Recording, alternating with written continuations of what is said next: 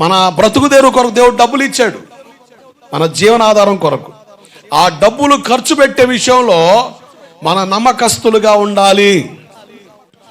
దేవుడిచ్చిన డబ్బుని వృధాగా ఖర్చు పెట్టే వాళ్ళు ఉన్నారు. తిండి కొరకని, ఒకరికి తిండి పిచ్చి, ఒకరికి బట్టలు పిచ్చి, ఒకరికి ఏమో రకరకాల పిచ్చులు ఉంటాయి.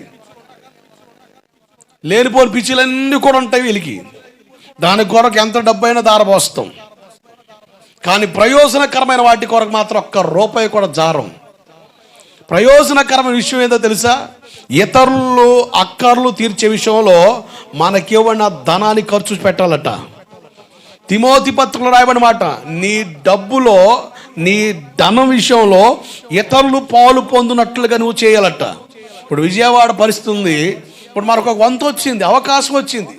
నీ డబ్బుని ఇతరులకి ఖర్చు పెట్టి అవకాశం ఇచ్చాడు దేవుడు, అంటే ఆశీర్వాదం.